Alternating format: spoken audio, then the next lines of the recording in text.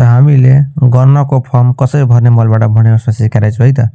हामीले सुरुमा यो साइटमा आउनुपर्ने हुन्छ। जब हामी साइटमा आइसकेपछि यहाँनिर सुरुमा सोधिरहेको छ के त आवेदकको पद हामी केमा भर्न चाहन्छौँ। यहाँनिर हामीले आवेदकको पदमा हामीले यहाँ चुज गर्नुपर्ने हुन्छ, गणकमा हो या हामी सुपरभाइजरमा। सबभन्दा पहिला यसमा हामीले के त कुनै पनि डकुमेन्ट अपलोड गर्दाखेरि हामीले 200 KB भन्दा तलको अपलोड गर्नुपर्ने हुन्छ, पीडीएफमा या जेपीजीमा। त्योभन्दा तलको हुनु पर्यो, तब गएर हामी अपलोड गर्न सक्छौँ। त यहाँनिर हामीले अब आवेदकको यहाँनिर पद चुज गर्नुपर्ने हुन्छ, प्रदेश, जिल्ला र नगरपालिका र वडा नम्बर हामीले यसमा चुज गर्नुपर्ने हुन्छ। त यसमा हामीले तलपट्टि फेरि उम्मेदवारको व्यक्तिगत विवरण पनि भर्नुपर्ने हुन्छ। सबमा यसमा स्टेप बाई स्टेप म यसमा भरेर सिकाउने छु। तपाईँ भिडियो पुरा फुल कन्टिन्यू वाच गर्नु होला र यसमा आवेदकको नाम थर इङ्ग्लिस र नेपालीमा दुईटामा दिनुपर्ने हुन्छ। त सुरुमा हामी यहाँनिर के त केमा भर्न चाहन्छौँ त्यो चुज गर्नुपर्छ। हामी यहाँ भर्ने हो गणकमा या सुपरविचकमा या दुवैमा। त म यहाँ चुज गर्छु गणक। गणकको लागि +2 हो भने सुपरविचकको लागि ब्याचलर हो। त हामी गणक चुज गरेपछि यहाँनिर अब तपाईँको प्रदेश चुज गर्नुपर्ने हुन्छ, प्रदेश के हो। त्यहाँदेखि तपाईँको जिल्ला चुज गर्नुपर्ने हुन्छ, कुन जिल्लाबाट हो। त्यहाँदेखि तपाईँले आफ्नो स्थानीय तह अथवा नगरपालिका चुज गर्नुपर्ने हुन्छ, कुन हो त्यो यहाँ चुज गर्नु होला। म यहाँनिर आफ्नो नगरपालिका चुज गरिरहेको छु। त्यहाँदेखि वडा कति हो त्यो वडा हाल्नु होला। त्यहाँदेखि फेरि तलपट्टि आएपछि हामीले अब उम्मेदवारको व्यक्तिगत विवरण भर्नुपर्ने हुन्छ। सुरुमा यहाँ सोधिरहेको छ कि आवेदकको नाम थर नेपालीमा। त यहाँनिर म आफ्नो नाम नेपालीमा दिइरहेको छु है। र तपाईँ भिडियो पुरा फुल कन्टिन्यू वाच गर्नु होला, नयाँ भए च्यानल सब्सक्राइब गर्नु होला। त्यहाँनिर म आवेदकको नाममा नेपालीमा दिइरहेको छु है त। नेपालीमा दिइसकेपछि फेरि तलपट्टि इङ्ग्लिसमा सोधिरहेको छ, हामीले इङ्ग्लिसमा पनि दिनुपर्ने हुन्छ है त। यहाँनिर म आफ्नो नाम इङ्ग्लिसमा दिइरहेको छु है त। र इङ्ग्लिसमा दिइसकेपछि फेरि हामीले तलपट्टि हेर्नुपर्ने हुन्छ के त अब यसमा लिङ्क चुज गर्नुपर्ने हुन्छ, मेल या फिमेल त्यो हो के हो तपाईँ चुज गर्नु होला।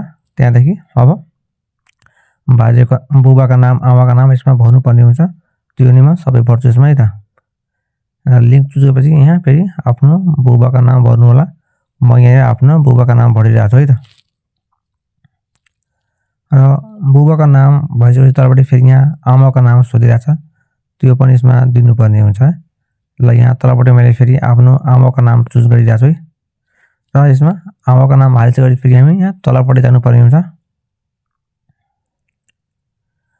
र हामीले भिडियो पुरा फुल वाच गर्नु होला, कन्टिन्यू वाच गर्नु होला, नयाँ भए च्यानल सब्सक्राइब गर्नु होला। त्यहाँदेखि यसमा बाजेको नाम सोधिरहेको छ है, बाजेको नाम के हो त्यो दिनु होला, अथवा बाजेको नाम जो छ त्यो इङ्ग्लिस या नेपालीमा भर्दा नि भयो, सेम त्यही हो। म यहाँ इङ्ग्लिसमा नै हालिदिइरहेको छु। त्यहाँदेखि अब जन्ममिति, तपाईँको जन्ममिति कति हो त्यो यसमा चुज गर्नुपर्ने हुन्छ। यहाँ तपाईँले विक्रम सम्बन्धमा हाल्नुपर्ने हुन्छ। विक्रम सम्बन्ध हालिसकेपछि त्यो इस्वी सम्बन्धमा तलपट्टि आफै आउनेछ, जुन मेरो एकछिनमा आउँछ है।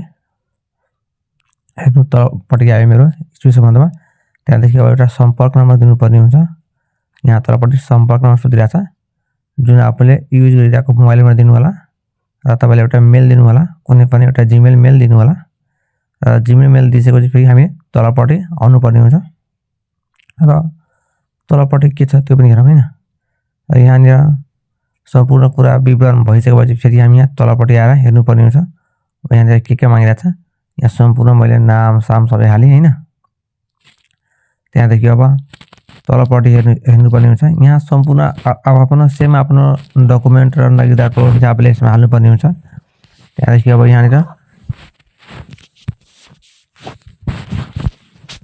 यहाँनिर के त नागरिकता नम्बर सोधिरहेको छ, त्यो पनि सोध्नुपर्ने हुन्छ, नागरिकता नम्बर। र त्यसपछि यहाँ तलपट्टि सोधिरहेको छ कि प्रदेश, नागरिकता गरेको प्रदेश के हो, जारी गरेको प्रदेश के हो, जिल्ला के हो र जारी मिति के हो त्यो पनि यसमा सोधिरहेको छ है। त्यहाँ म नागरिकताको जारी मिति हालिरहेको छु है। र नागरिकताको जारी मिति हालिसकेपछि फेरि हामीले अर्को स्टेपमा जानुपर्ने हुन्छ है। यहाँनिर नागरिकताको एउटा फोटो मागिरहेको छ, ब्याक साइड फ्रन्ट र ब्याक। र यहाँनिर एउटा न्यूनतम शैक्षिक योग्यता मागिरहेको छ, ट्रान्सक्रिप्ट या मार्कसिट जुन पनि अपलोड गर्दा भयो। म यहाँ मार्कसिट अपलोड गरिरहेँ। तलपट्टि हामीले एउटा क्यारेक्टर हाल्नुपर्ने हुन्छ। यहाँ म आफ्नो क्यारेक्टर चुज गरिरहेको छु है त। र मार्कसिट र ट्रान्सक्रिप्ट एउटै हो, जुन पनि हाल्दा भयो र के अरे त्यहाँदेखि अब एउटा यहाँ क्यारेक्टर हाल्नुपर्ने हुन्छ र क्यारेक्टर पनि मैले यहाँ हालिसकेको छु है। अब यहाँ क्यारेक्टर पनि हालेँ। अब क्यारेक्टर पनि यहाँ चुज गरिसकेको छु हामीले।